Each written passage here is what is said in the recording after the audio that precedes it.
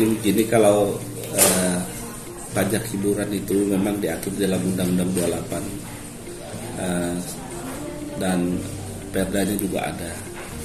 Cuman hanya saja sekarang hiburan ini karena masa pandemi ini turun.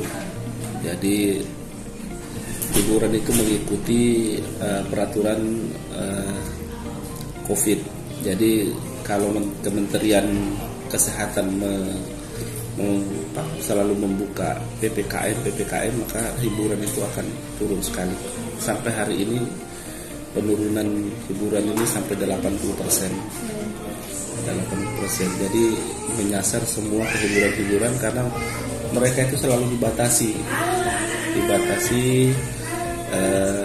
bukanya, dan mereka hanya boleh buka sampai jam 5 sore.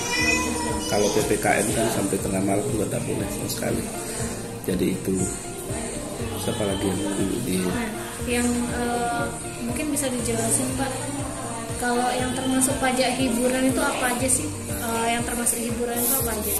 Pajak hiburan itu ada beberapa item ya, termasuk tontonan film, tapi di Bontang ini tontonan film tidak ada.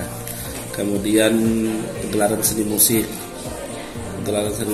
kemudian kontes kecantikan, binaraga, kemudian sejenisnya lah, kemudian pameran, kemudian diskotik,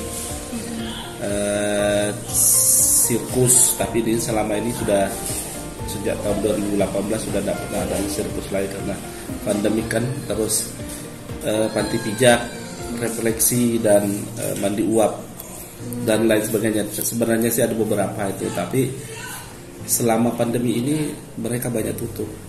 Dan yang tutup ya? Banyak yang tutup. Jadi oke. Tapi sebelum pandemi ini Pak, mereka yang hiburan ini apakah aktif membayar pajak? Alhamdulillah, sebelum pandemi ini mereka aktif membayar pajak. Namun ada beberapa hiburan juga yang tapi kami selalu pendekatan persuasif menyampaikan pada mereka bahwa apa yang mereka lakukan itu ada satu kewajiban untuk pajak. Tapi alhamdulillah semua hiburan-hiburan yang kami ada di sini aktif membayar pajak. Tetapi itu tadi setelah COVID 2019 sampai hari ini mereka kebanyakan tutup karena memang tidak diizinkan oleh panitia COVID kalau nggak salah ya. Kalau misalnya berbicara data nih Pak, dari tahun misalnya 2017 atau 2018 sesuai dengan target atau enggak Pak? Terus apakah meningkat atau menurun? Kalau 2017 itu saya kurang tahu datanya karena saya baru masuk di sini 2019. Nah, tetapi pada saat 2019 itu kan kami mulai pendataan kembali itu ada memang beberapa hiburan sih yang memang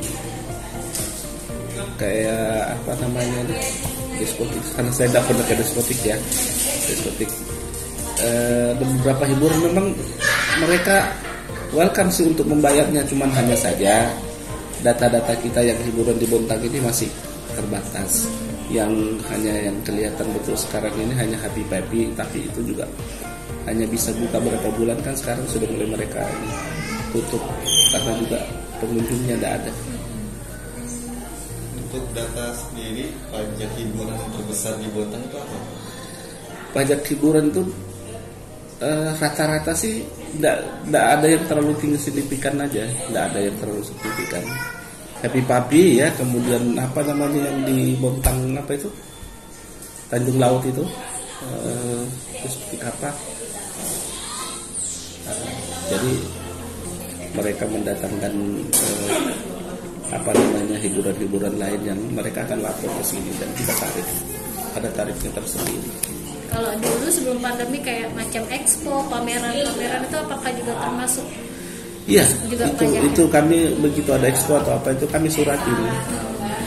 Tapi di luar dari punya pemerintah ya, kalau pemerintah kan tidak ada karena itu kan pemerintah. Tapi kalau di luar dari pemerintah itu selalu kita suratin pada saat dia akan membuat event itu harus bayar pajak.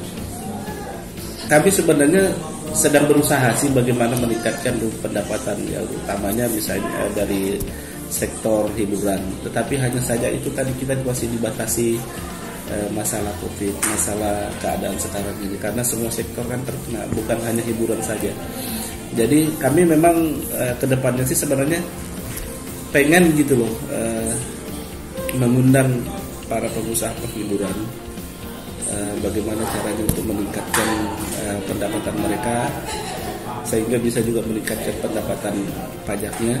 Tapi ini semua terkendala masalah anggaran. Kemarin kami anggarkan untuk mereka mengundang untuk melihat ke misalnya ke Bali, ke Bandung, namun dari pihak anggaran itu tidak membolehkan karena memang juga dari Kementerian Kesehatan tidak menginginkan ada keluar dari kota Bontang. Karena anggarannya pun juga udah di-cut semua, semuanya direfokusin ke COVID. Jadi semuanya terkendala di situ. Kami memang bagaimana cara kami untuk kedepannya itu meningkatkan pendapatan asli bukan dari sektor hiburan saja, semuanya yang lainnya. Namun itu tadi terkendala dengan anggaran. Dan untuk yang biasanya aktif membayar pajak, misalnya nih kayak diskotik yang sampai sekarang masih buka, apakah ada keringanan gitu pajaknya atau gimana Pak? Iya, kami melakukan persuasif dengan mereka, artinya laporkan apa adanya. Kalau toh misalnya hanya 1 juta misalnya, itu saja dilaporkan. Artinya kami menerima sesuai dengan laporan mereka saja, karena kami juga tahu kalau mereka itu bukanya juga dibatasin. Ada pelonggaran lah ya? Ya, memang ada relaksasi pajak yang kita berikan kepada seluruh wajib pajak, tidak hanya di hiburan, tapi semua sektor pajak yang lain. Dan itu berarti tahun ini targetnya Menurun. Iya. Gitu. Jadi targetnya berapa Pak kalau bisa disebutkan? Kami kemarin menargetkan hiburan ini sekitar kurang lebih 150, tapi itu tidak tercapai. Ya, karena memang iya. Sampai bulan ini pun berapa Pak? Oh, saya belum ini karena biasanya akhir triwulan baru kami hitung. Ya. Jadi ya memang turun sekali memang, dan kami pun mencoba ke lapangan. Memang tidak ada yang karena memang mereka juga jam berapa sudah tutup.